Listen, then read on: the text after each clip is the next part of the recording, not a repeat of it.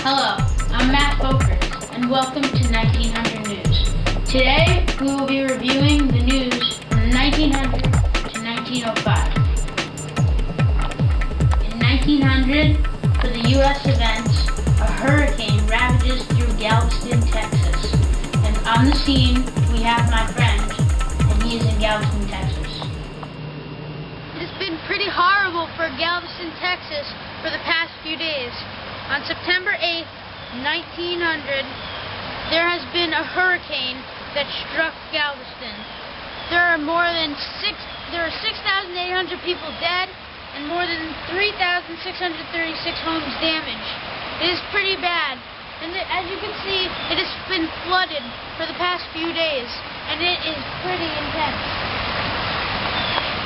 For world news, in 1901, Queen Elizabeth has died on January 22nd, and she has had a reign of 64 years. It's pretty sad. And also in U.S. news, William McKinley is shot in the beginning of his second term on September 14th. Theodore Roosevelt is now sworn in as successor. For world news, in 1902, the Austin Dam is completed in central Egypt, and it's becoming the chief means of storing irrigation water for the Nile Valley. Also, Cuba has gained independence from Spain. In U.S. events, 150,000 United Mine Workers strike in Pennsylvania for a wage increase and more suitable hours. In world events, in 1903, Panama declares independence from Colombia, and in U.S. events, Henry Ford has created the Ford Motor Company. For world events, in 1904, the Russo-Japanese War begins, as Russia and Japan fight over Manchuria and Korea. Also, Britain and France settle their international differences. In U.S. news, the New York City subway opens.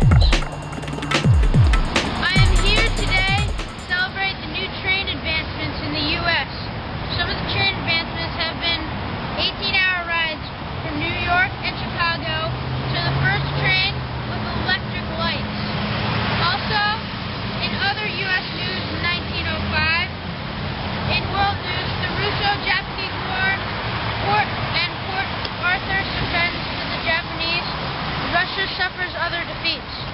Also, Industrial Workers of the World is founded in Chicago, with the hopes of uniting all workers and giving more control to the unions. In science news, we have... Hello? Yes? Oh, okay. I will tell them. We have breaking news. In science news, they have just invented the telephone answering machine. Very interesting.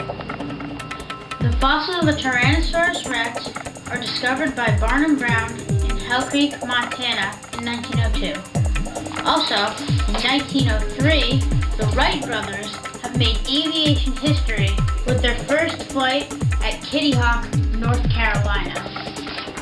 In 1904, the teddy bear is first produced and is named after Theodore Roosevelt.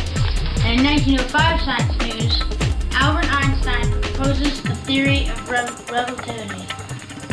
In 1901, in entertainment news, the Nobel Prize for Literature goes to René Proudhon.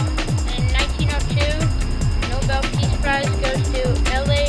Ducommun and Albert Gobaz. In 1903, the Nobel Peace Prize goes to Sir William Kremer. In 1904, the Nobel Peace Prize goes to Frederick Mistral and Jose Angare. I'm here today in front of an Olympic stadium for sports in the Olympics. In 1900, the Stanley Cup was won by Montreal Shamrocks. NCAA was won by Yale. In the 1900 Olympics, the USA stood in second behind France. In 1901, the Stanley Cup was won by the Winnipeg Victorias. NCAA was won by Harvard and Michigan. In 1902, the Stanley Cup was won by Montreal AAA. In NCAA, it was Michigan. Also, in 1903, was the start of the World Series in baseball. It was won by the Boston Red Sox. Stanley Cup was won by Ottawa Silver 7. NCAA was won by Princeton. In 1904, Stanley Cup was won by Ottawa Silver 7. NCAA was won by Penn State and Michigan.